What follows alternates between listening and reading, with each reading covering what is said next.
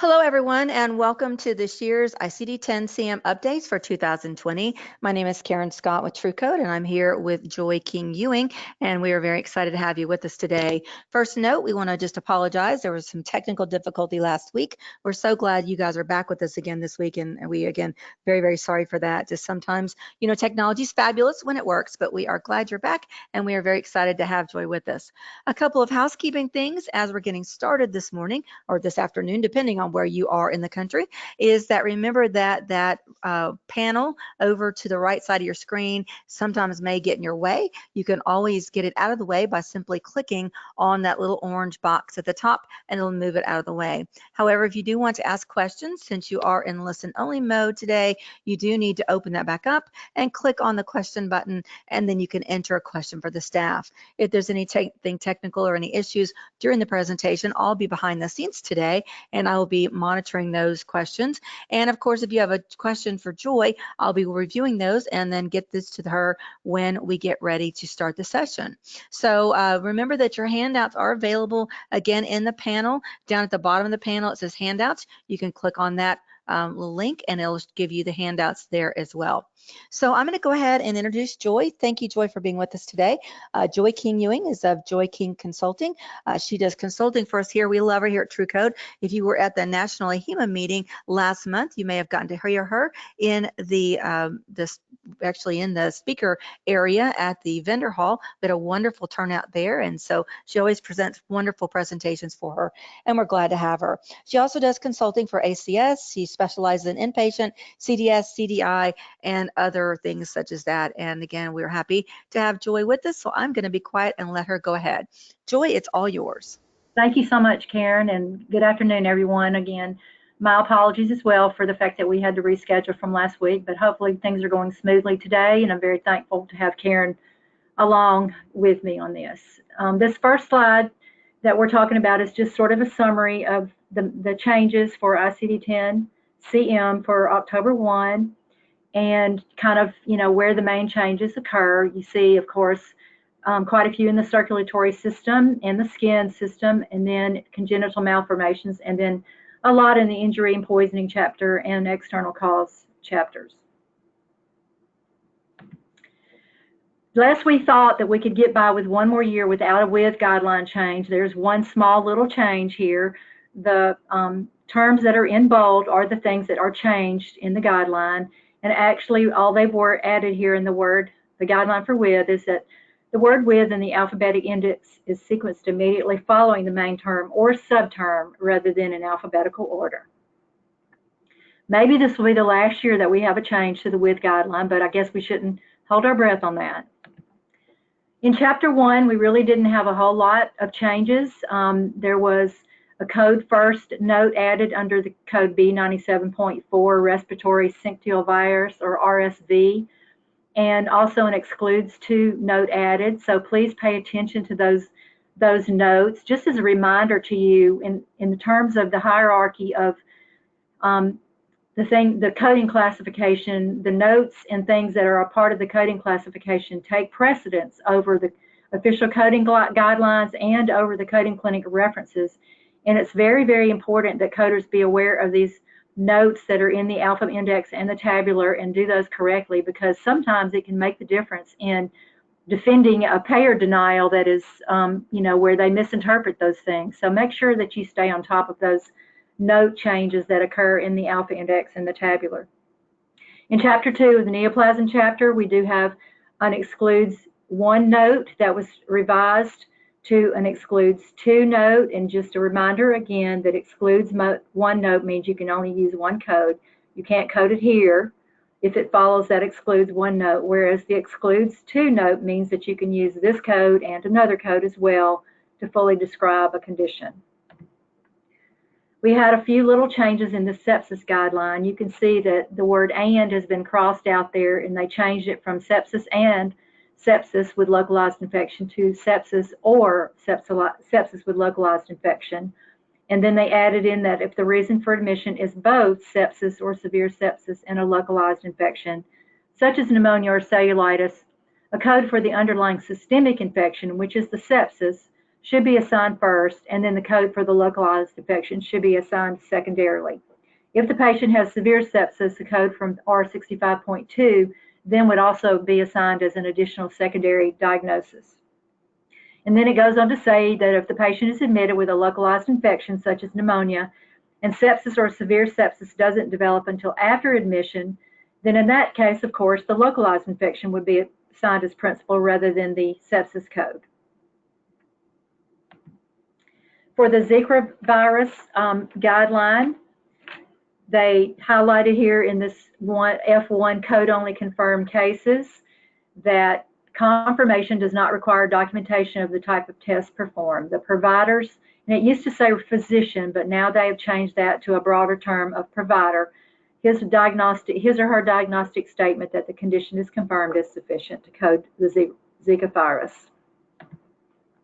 In the Neoplasm guideline chapter for primary malignancy previously excised, you can see that they've added at the bottom down there, any mention of extension, invasion, or metastasis to another site is coded as a secondary malignant neoplasm.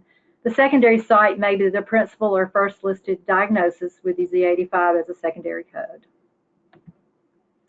Then in Chapter 3, we do have some changes in some of the blood conditions here. We have a new code, D75.A, for glucose 6-phosphate dehydrogenase, G6PD deficiency without anemia. And then we've got an excludes one note there. With anemia is going to be coded to D55.0, and then the without will remain in this new category, D75.A. And then we have another excludes one note at the D55 code to point people to this particular new category if they have that diagnosis without anemia. The other change that they made is related to this adenosine deaminase or ADA deficiency. They've expanded this category. That D81.31 there, severe combined ADA deficiency or ADA deficiency with SCID or SCID, is also known as type 1 ADA deficiency, and it is the much more severe of the two. It causes severe combined immunodeficiencies that involve chromosome number 20. The ADA2 deficiency is actually a recently discovered deficiency, and it causes abnormal inflammation of various tissues which may be associated with mottled rash, early onset strokes, and other findings of vasculitis and sometimes immunodeficiencies. It is considered autoinflammatory, and it can also affect the GI system as well as the skin and nervous system. However, the immunodeficiencies with ADA2 are much more mild, and they involve, instead of chromosome 20, chromosome 22. In the nervous system, we have a change here related to cyclical vomiting. They revised the code descriptions for that, and prior to October 1, all the cyclical vomiting did code to this migraine category G43. However, they've come up with a new code, R11.15, which we're going to talk about later in the presentation. So they've added an excludes one note there under G43.A, and then they've expanded here to cyclical vomiting in migraine not intractable or intractable, G43.A0 and G43.A1. And then in the ear, they have expanded this vertigo chapter of the central ear in order to show laterality. They continue to do things throughout each system to show laterality more and more, as I'm sure you're aware of. Hold on, let me get through this little box here. Okay.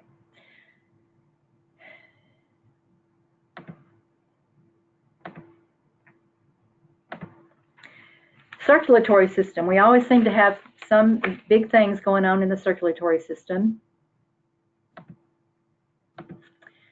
The AMA type 2 used to have a code also note to code the underlying cause. They have now revised that to a code first, the underlying cause. And if you remember, a code first note is a sequencing direction. So it's requiring you to code the underlying code first and then the type 2 AMI beyond that.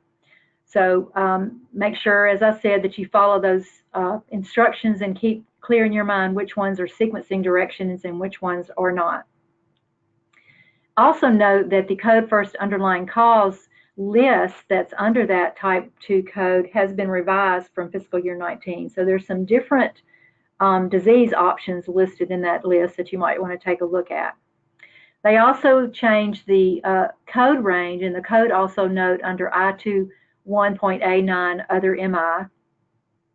And then under I25.81 atherosclerosis, other coronary vessels without angina, they revised that excludes 1 note to an excludes 2 note, so that again you can code that code, and also atherosclerosis of the native coronary artery without angina together if needed. Also, the big change here was the new expansion of the atrial fib codes. Just to sort of talk for a minute about the atrial fib codes. Atrial fib, as I'm sure you are aware, can be associated with normal pulse, usually has atrial tachycardia or atrial bradycardia, or it might have the alternating tachy-brady syndrome that you see that patients typically have pacemakers installed to correct. I48.0, which is the paroxysmal atrial fib, terminates spontaneously within 7 days, and the episodes may recur with variable frequency. Paroxysmal I48.0 and I48.9, which is atrial fib unspecified, are not CCs. But you can see on this slide that the new expanded codes for I48.1 and .2 are all on the new CC list. I48.11 stands for long-standing persistent AFib. Persistent atrial fib fails to terminate within 7 days or requires repeat pharmacological or electrical cardioversion to restore sinus rhythm. Long-standing persistent atrial fib typically has lasted more than 1 year. Other persistent AFib, which goes to I48.19, relates to chronic persistent atrial fib or persistent atrial fib that's not specified as chronic. And then I48.20 is chronic AFib, unspecified. This is really a bit confusing right here because, as you can see from the slide, this can refer to persistent long-standing, persistent, or permanent atrial fib.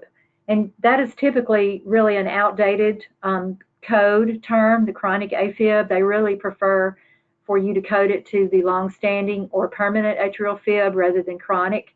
But they kept that code in there in order to stay consistent with the World Health Organization classification. And then the last one on the slide, the I48.21 permanent AFib. This is for patients that have persistent AFib where a joint decision is finally reached by the patient and the physician to not pursue any longer any kind of rhythm control strategy. They haven't been able to find anything that works, and so they just decide that they're not going to treat it anymore. Obviously, you're going to be looking for physician documentation for these to use these new codes, but these guidelines underneath them will kind of help guide you if you need to query for a more specific type of AFib and to get away from that chronic AFib code, which is really, as I said, outdated. The guideline change for other types of MI has a little bit of an imbalance here. You can see that they took out the I21.9 out of that category there because that is just I21 unspecified, and they are only talking about type 1 MIs in this sentence right here. And then the type 2, of course, relates to myocardial infarction due to demand ischemia or secondary to ischemic, and I think they had to add the word IM or the letters IM to correct that word from balance to imbalance. And then the I21.81 myocardial infarction type 2 with the underlying cause coded first. That goes along with what I said earlier about how they had revised that code also to code first note under that code.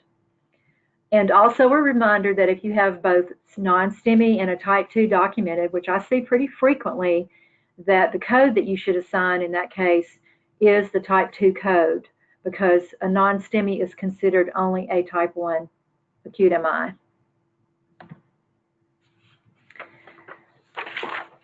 Another change that we have here is related to I26.9, pulmonary embolism without acute or cor pulmonale. They expanded that code to I-2693 and 94. 93 relates to single subsegmental pulmonary embolism without acute cor pulmonale. That's an MCC. And then 0.94 is multiple subsegmental pulmonary embolism, and that's also an MCC. They have found with advanced imaging that they are able to detect very small subsegmental, that's very hard to say, pulmonary embolisms, or SSPE, in asymptomatic patients. And the reason that this is kind of important is because it can affect treatment protocols. It talks about how these SSPEs are often isolated to a distal or subsegmental branch of the pulmonary artery without coexisting DVT, and they're usually too small to cause problems. Because of that, the ACCP wanted a guideline and some changes to indicate that if they don't have DVT along with these subsegmental pulmonary embolisms, they probably should not be put on anticoagulation, but just monitored. And that's going to be important and helpful for people that are dealing with the quality measures for hospitals, because the clinical treatment for this type of pulmonary embolism might otherwise negatively impact how they perform on the quality measure scores. So it's important to recognize that there's a new guideline difference there in treatment for these cases to monitor rather than give them anticoagulation. And then under I-50.9, we have a change in the exclude 2 note, revised from fluid overload E87.70 to fluid overloaded unrelated to CHF. And so it's an important little extra wording there to talk about how if it's unrelated to CHF, it goes to that E8770. And then a reminder from Coding Clinic second quarter 2001 that fluid overload is considered a component of CHF and should not be coded out separately. In the circulatory system, they also made some changes with these vessels here. You can see new subcategories, I80.24, 0.25, a new breakdown related to the perineal vein and the calf muscular vein, basically giving laterality in there. And then we have new categories, subcategories, I82.45, acute embolism and thrombosis of the perineal vein, and I82.46, acute embolism and thrombosis of the calf muscular vein. And again, adding laterality to those categories. In this particular category at the top, we have same thing with the chronic perineal vein and chronic calf muscular vein, adding laterality to those. The AHRQ asked for these codes so that data users could distinguish between the deep veins of the proximal lower extremities, which are considered much more high risk and are the primary target of surveillance, from the deep veins of the distal lower extremity, which are lower risk and more likely to be detected on routine surveillance without symptoms. One of the things that I wanted to make note about this as well, there's an up-to-date article that came out recently related to phlebitis and thrombosis of the superficial lower extremity veins. And it stated in that article that there's a source of ongoing confusion because physicians continue to use the abandoned term superficial femoral vein to describe the main deep vein in the thigh, which is correctly called the femoral vein, not the superficial femoral vein. And they wanted, reminding in that article that despite the use of the term superficial with femoral vein, that is considered a deep vein. So that's something that's important for you when you're trying to code these embolisms and deep vein thrombosis, etc. Also, an interesting little change in the alpha index for cerebral infarction, they added chronic in parentheses there, and remember that the words in parentheses are considered non-essential modifiers for that I63.9, which is an acute stroke code. So we're not really sure what that means. When would you report a chronic stroke? What would the definitions of that be? There are varying definitions out there. And typically what we end up doing with those types of things is using an I69 category that shows they had a stroke and now they have residuals. So if they don't have any residuals, I'm not sure, what situations we would be using a chronic stroke situation or a chronic stroke code. hopefully we're going to get some guidance from Coding Clinic about the use of that and the reason for adding that chronic non-essential modifier to that code. In the respiratory system, just a couple of changes here. Under J06.9, acute respiratory infection unspecified, acute upper respiratory infection unspecified, it does have a new use additional code note to identify the infectious agent. And then for the J44.0 COPD with acute lower respiratory infection, they revised that to put the acute in parentheses, again, meaning it's a non-essential modifier. So typically we're going to have to, again, see what Coding Clinic might have to say about whether that changes how we use that code. Because as you know, we went through a whole lot of stuff for a while there when that code came out about what is considered an acute upper respiratory infection. And initially we had to sequence J44.9 and .1 as principal in that secondary, and now they've changed it so that you can sequence it depending on the circumstances of the admission. But does that mean that we're going to use that code anytime they have any kind of respiratory infection, lower respiratory infection, regardless of whether it's acute or chronic? So again, we're going to have to watch and see what Coding Clinic might say about that.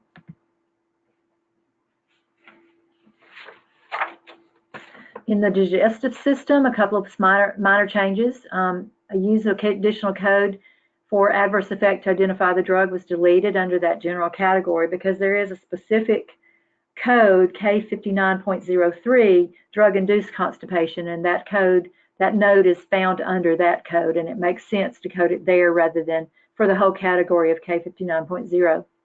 And then under K63.5, the polyp code there, the excludes one note was revised. I think they changed the code categories that are in there related to adenomatous polyp of the colon. For Chapter 12, the Integumentary System, we got some somewhat significant changes related to this area. First of all, we're talking about they expanded this category of L89 with a sixth character for pressure-induced deep tissue damage of various sites. And you can see that the new codes do include laterality. They also did the same revision for all of the codes within that L89.0 to L89.9 range. Prior to October 1, as I'm sure you're aware, we have been coding deep tissue injuries to unstageable pressure ulcers, which came out in Coding Clinic third quarter 16.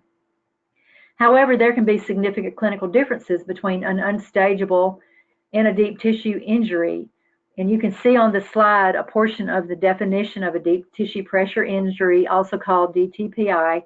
It's now defined as intact or non-intact skin with localized area of persistent non-blanchable deep red, maroon, purple discoloration, or epidermal separation revealing a dark wound bed or blood-filled blister. Typically, when they remove the eschar or the tissue or scarring from the top of an unstageable ulcer, there is a stage 3 or 4 ulcer present underneath there. However, deep tissue pressure injuries or deep tissue injuries often have a dual cause. Some of it's related to pressure, and some of it's related just to ischemia or lack of blood supply. And it doesn't always result in tissue loss. So that's the reason that they wanted to separate out these codes for deep tissue pressure injury. AHRQ is actually who requested these codes because they are obviously surveilling these and monitoring quality improvement, things related to pressure ulcers, etc. And you can see that these new codes are going to be CCs. The other point that I wanted to make is that last little bullet there. If you are involved with monitoring the patient safety indicators, patient safety indicator 3, pressure ulcer rate, does include stage 3, stage 4, and unstageable pressure ulcers. So now that we have these new codes for a deep tissue pressure injury that are not going to be coded to the unstageable pressure ulcers, that's going to have an impact on the patient safety indicator publicly reported data on your pressure ulcer rate. So it's something that you need to be aware of. So going along with those changes, we have guidelines here related to pressure ulcer stages. First of all, they have stated codes in category L89 identify the site and stage of the pressure ulcer. The I-10 classifies pressure ulcer stages based on severity, which is designated by stages 1 through 4. And then they've added deep tissue pressure injury as another option, and then unspecified stage and unstageable. And then it goes on to say down there under unstageable pressure ulcers, they basically eliminated some of the wording there. In that second sentence, it says these codes are used for pressure ulcers whose stage cannot be clinically determined, e.g. the ulcer is covered by eschar or has been treated with a skin or muscle graft. And then they eliminated and pressure ulcers that are documented as deep tissue injury but not documented as due to trauma. That obviously was eliminated because we're no longer going to just automatically code to those unstageable. We're going to code them to that new deep tissue pressure injury category.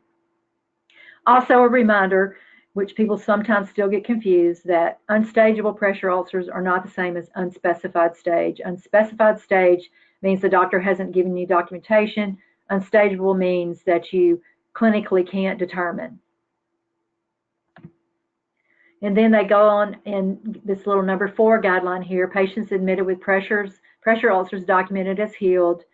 No code is assigned if the documentation states that the pressure ulcer is completely healed at the time of admission. So they added that to clarify a little bit. And then they've added this whole new guideline here about the pressure-induced deep tissue damage, that it should be assigned to that new code category L89 point whatever 6. In the GU system, we have a few little changes. We have a new code for unspecified lump of the right breast, overlapping quadrants, and then one for the left breast, overlapping quadrants. And these were added to align the structure of these codes with the current codes for malignant breast cancer, which are primarily found in C50, and allow for proper code assignment, especially C50.8, which is when you're talking about overlapping sites or contiguous sites.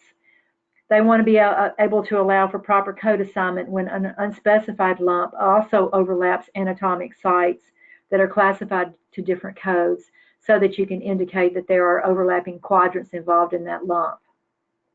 And then the new code N99.85, post-endometrial ablation syndrome. And the symptoms of this include cyclic pelvic pain and hematometra, which I'd really not heard before, which is a medical condition involving collection or retention of blood in the uterus. It sounds quite awful.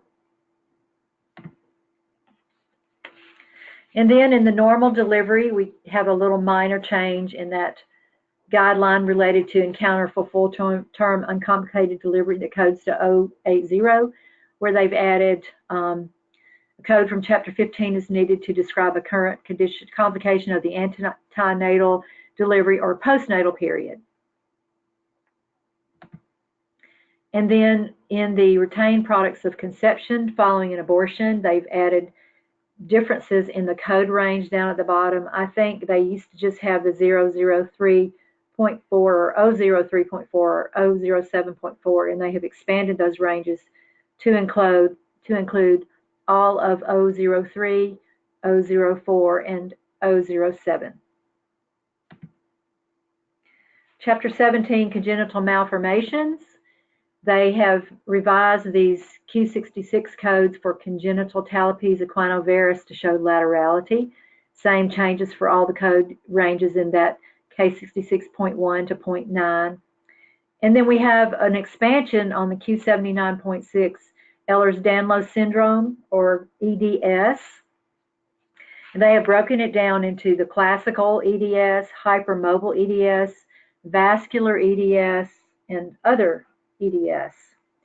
Ehlers-Danlos syndrome is basically a group of clinically and genetically heterogeneous connective tissue disorders characterized by articular hypermobility, skin hyperextensibility or laxity, and tissue fragility that affects virtually every organ system. So that I can only imagine what that would be like when you're articulating joints or hypermobile and your skin can either be too loose or too tight, and all the other tissue is more fragile, which is what all that long terminology that I read means.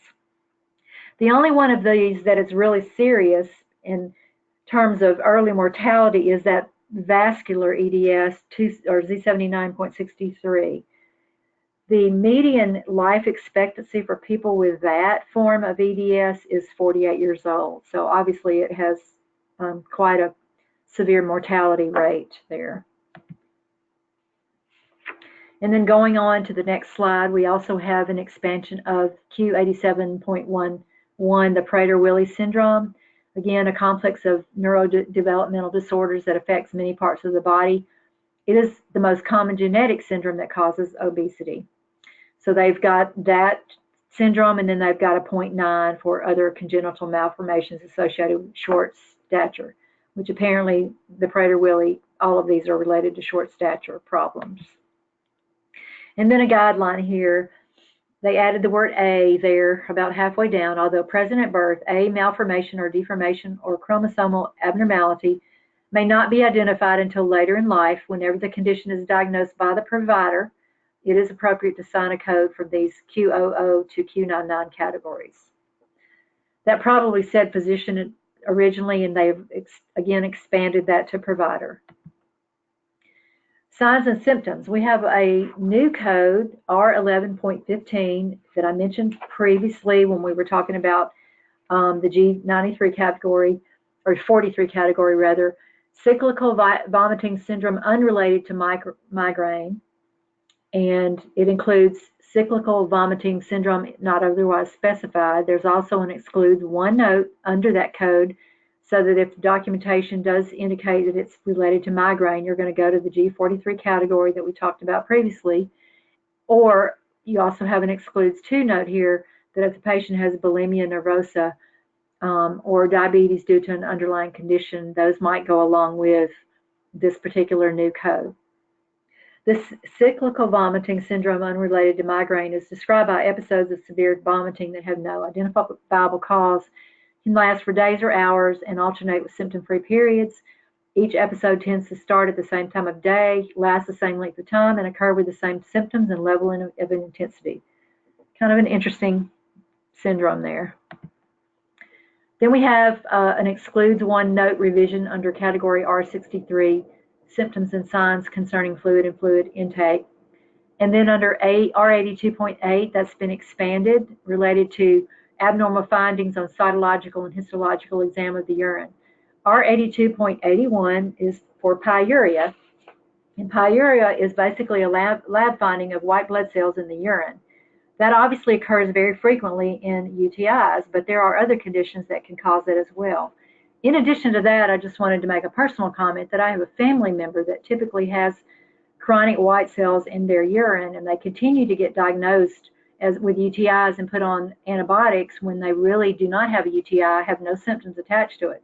So pyuria can really be an issue, and I think it's probably good that we have a separate code for that, and we're going to have to try to figure out how to get the physicians to recognize and document when they might have chronic pyuria as opposed to a UTI, because as I said, you can be over-medicated or over-treated with antibiotics if you're assumed to have a UTI every single time that you have white cells in your urine.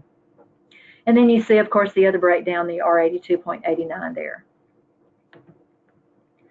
Injuries and fractures, there's always something in that category, obviously.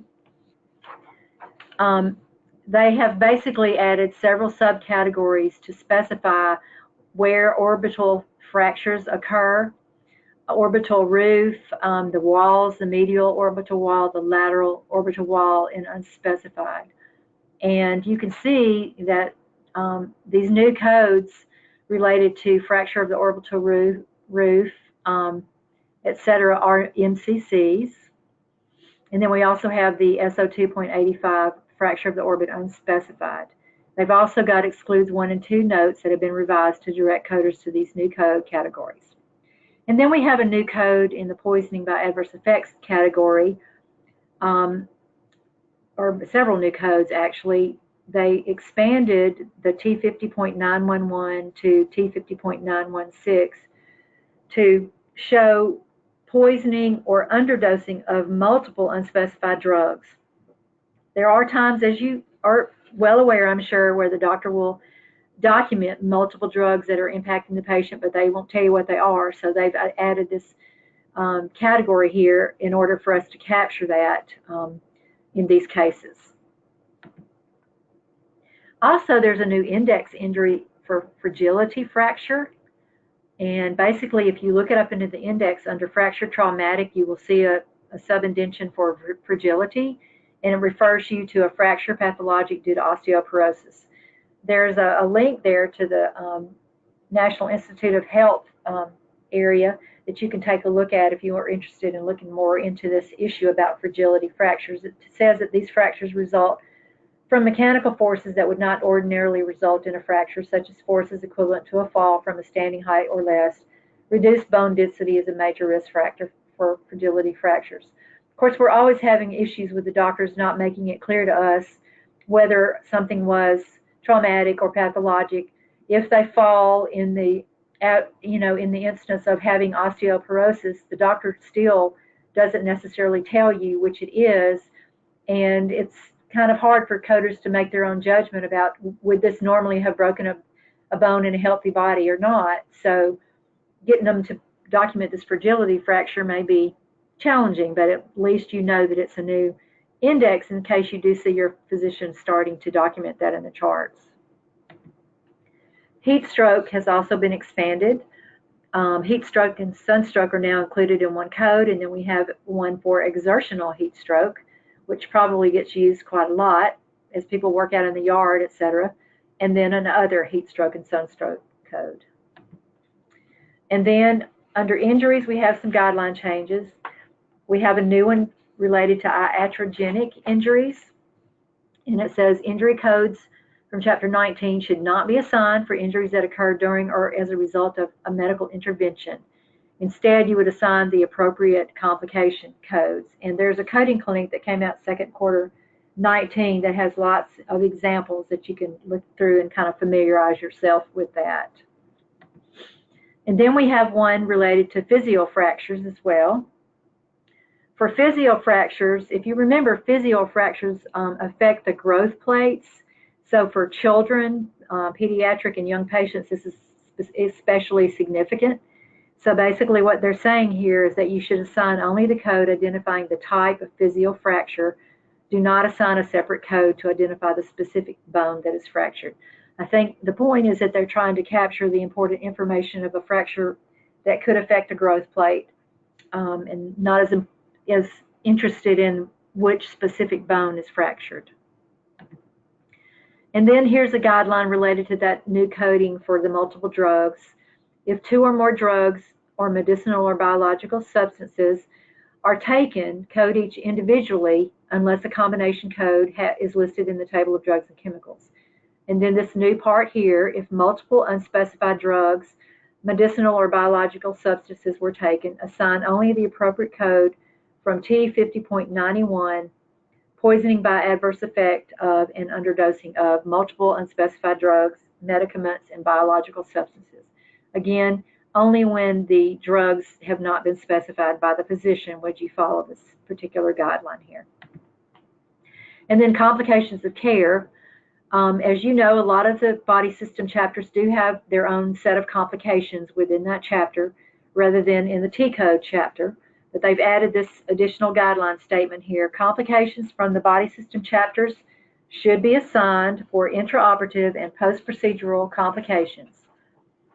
In other words, the appropriate complication code from Chapter 9 would be assigned for a vascular intraoperative or post-procedural complication unless the complication is specifically indexed to a T code in Chapter 19.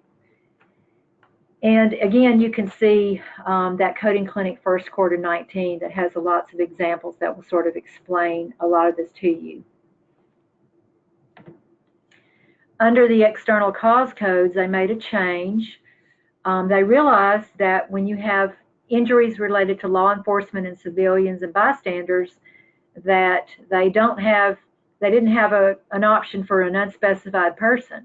You could identify whether the law enforcement or the bystander or the suspect were injured, but you couldn't identify whether some random unspecified person or whether one of those people that wasn't specified was injured. So they've added this revision, this 0.009 for all the code categories that you see up here on this slide. And then they also have a new subcategory, Y35.83, legal intervention involving a conducted energy device. And again, they've added a change as well there so that you can identify whether it was the bystander, the suspect, or an unspecified person that was injured. In Chapter 21, the Z codes.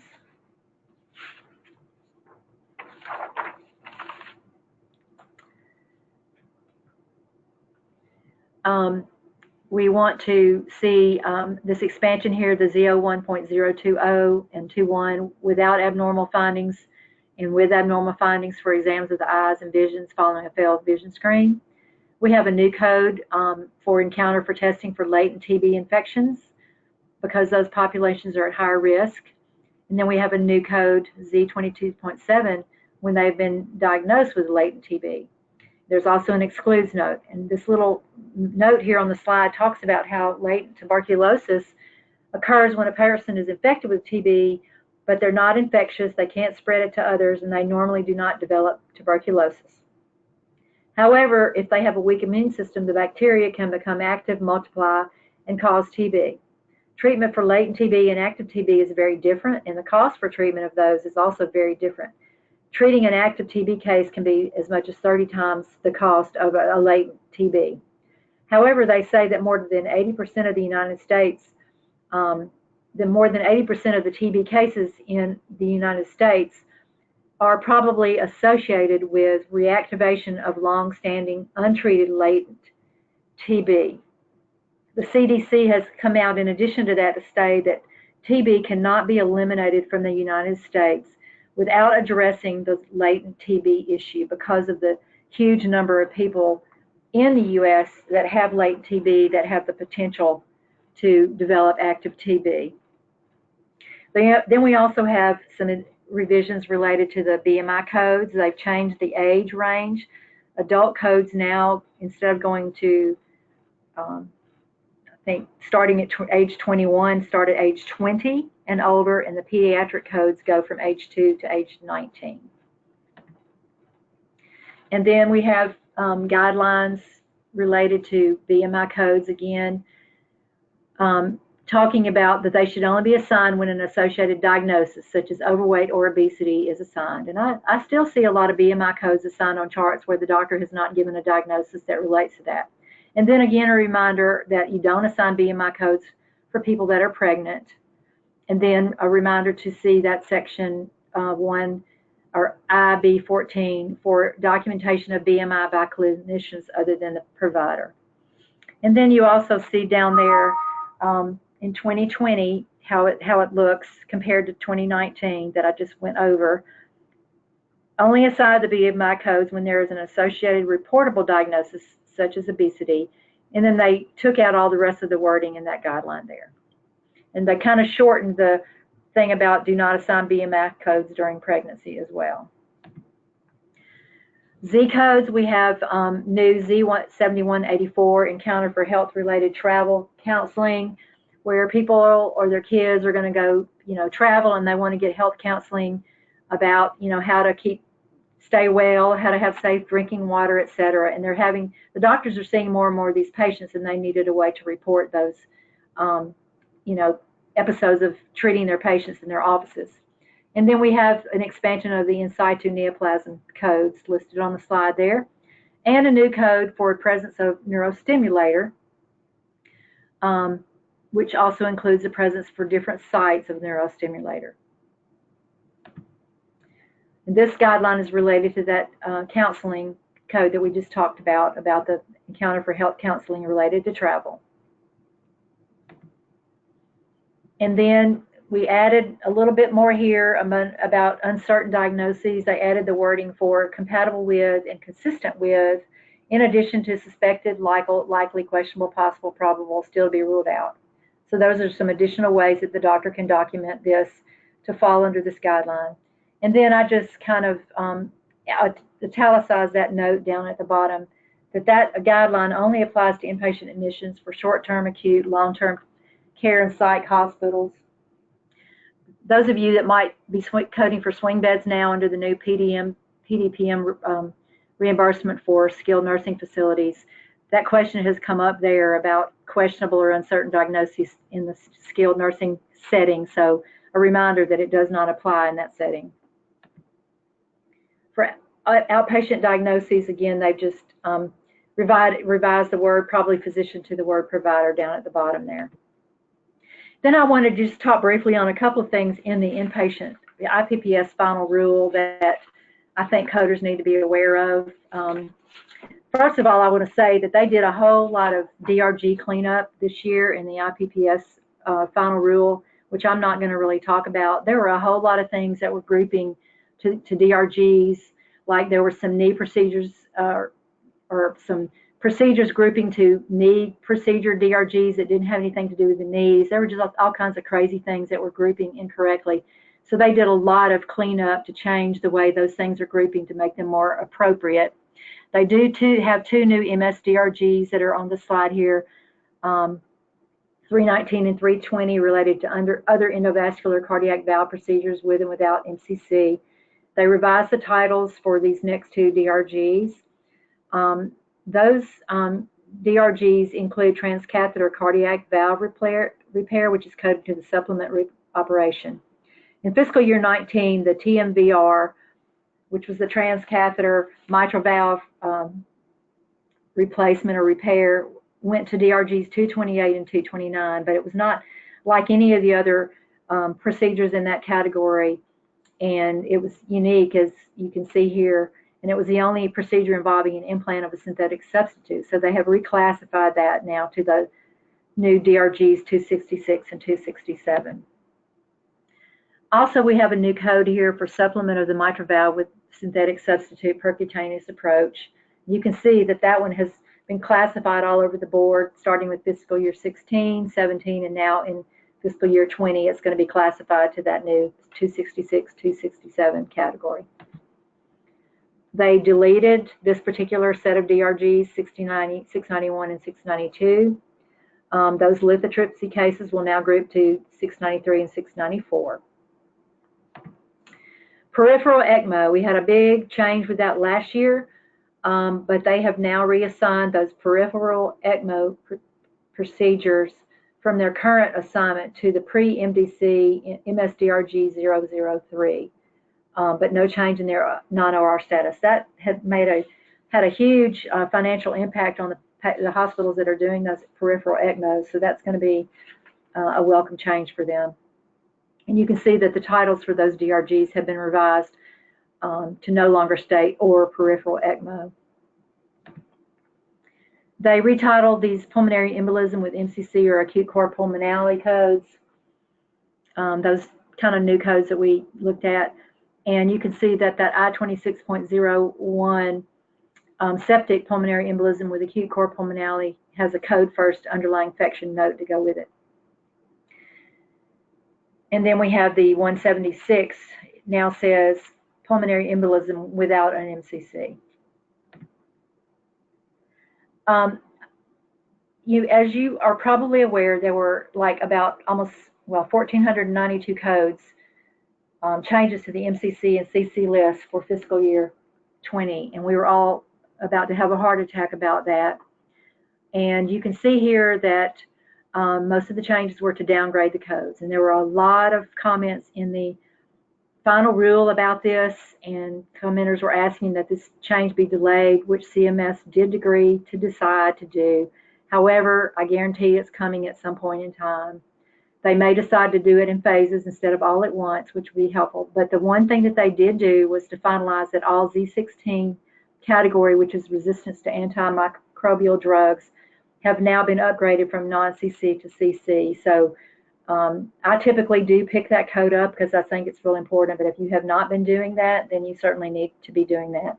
And then also some other additions to the MCC list, which we've already talked about throughout this presentation that you see on that slide there. I left some of the proposed changes here for you to look at. Some of them don't make clinical sense. For example, they're talking about moving moderate PC malnutrition from a CC to an MCC, but further down below, you see that they're talking about decreasing severe protein calorie malnutrition from an MCC to a CC. It makes no sense to me. So the reason I left these here is for you to kind of take a look at them, because as I said, the changes are coming and we need to give them feedback at CMS before they do anything for some of these things that really do not clinically match up with what we're seeing in our charts and the length of stay and that kind of thing. Then OR and non-OR view. That's another big thing that CMS is going to do. It's going to be a huge system change, and they are trying to decide when they're going to do it, but probably next year, because as you can see at the bottom of that slide, if you have any comments, they are supposed to be submitted by November 1. So again, you need to take a look at things that are in the OR and non-OR categories that you're seeing. And if you see non-OR procedures in particular that are being done in the OR in your facilities and they are, spending a lot of resources, they need feedback about that kind of stuff before they make this major change that we're going to have to live with. Of course, the BAL codes, they've been working on making all those non-OR procedures over the last couple of years.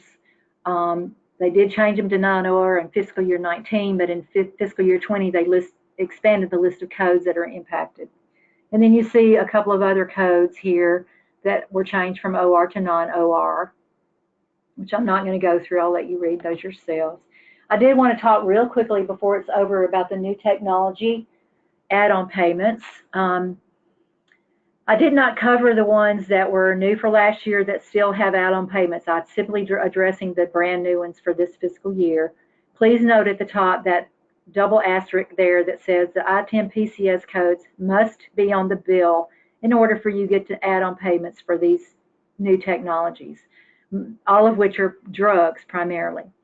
The first one is Azedra. It's an IV anti-neoplastic to treat pheochromocytoma and paraganglioma. You see the codes there, and the payment is $98,150, which is a lot of payment that you don't want to miss out on. The next one is an IV anti-neoplastic to treat blastic plasmacytodendritic cell neoplasm. Usually they'll give the first dose as an inpatient, and then the subsequent cycles may be given either inpatient or outpatient. Again, the codes are on the slide. The payment for that is even more, $125,448. The next one is interesting because it's an oral anti-neoplastic to treat advanced or metastatic urothelial carcinoma. The code is there. That's not a huge payment, but $3,500 is still $3,500. And then on this slide, we have another oral anti-neoplastic, Erlita, to treat non-metastatic castration-resistant prostate cancer. Payment for that is $1,800. Zoxbeta, I'm not sure how to say that. That's another oral anti-neoplastic to treat relapsed or refractory AML with FLT3 mutation. Payment $7,300. And then the bottom one, Jakafi, oral kinase inhibitor to treat steroid refractory acute graft versus host disease. Code is on the slide. Another pretty significant payment of $3,900. We also have one, this is interesting, this is a subcutaneous injection, this Cablivi. It's a platelet protective to treat acquired thrombotic thrombocytopenic purpura. The codes are on the slide there, $33,000. And then we have one that's a nasal spray for treatment of resistant depression, where the patient self-administers under healthcare supervision to ensure proper usage. And then they observe the patient after the patient inhales it to ensure stability. Codes there, $1,000 plus. The last one is very interesting, this T2 bacteria panel. This is a multiplex diagnostic lab panel that's used to aid in identification of bacteremia and sepsis precursors. It can detect bacteria in blood much more rapidly and with greater sensitivity than a blood culture. This could totally revolutionize the treatment of bacteremia and sepsis, and hopefully the way that we have to code it as well. And the code is listed on the slide there, and you can see that it's only a $97.50 payment, but still, they are thinking that this panel it uses MRI and nanotechnology to detect these pathogens in either whole blood plasma, serum, saliva, sputum, or urine at limits of detection as low as 1 colony-forming unit per milliliter. It can cover 50 to 75% of all bacteremia pathogens, including 90% of the bacteremia, the escape pathogens that are the high risk to resistance to broad-spectrum antibiotics. And the escape pathogens include Enterococcus, Staph aureus, Klebsiella pneumoniae, Acinetobacter, Pseudomonas, and Enterobacter. These are the leading causes of nosocomial infections throughout the world. This T2 bacterial panel will also reduce unnecessary use of antibiotics, save hospitals money, and obviously, hopefully, save lives. The reason that I wanted to put these up here is, as I said, you have to have the I-10 PCS codes. You need to go to your pharmacy and check with them to find out if any of these are being used in your facility, so that when one of these gets ordered, there's some kind of alert to the coders, put in the chart or something, so that you can know to look for this, for the fact that this was administered, and you can make sure that those PCS codes are assigned on the bill in order to get that add-on payment. And with that, Karen, I'm going to turn it back over to you. Great, thanks, Joy. Lots of questions today. We just have a couple of minutes. I do have one on your slide, the chapter 19, where you're talking about the type 2 MIs and the code first instructions.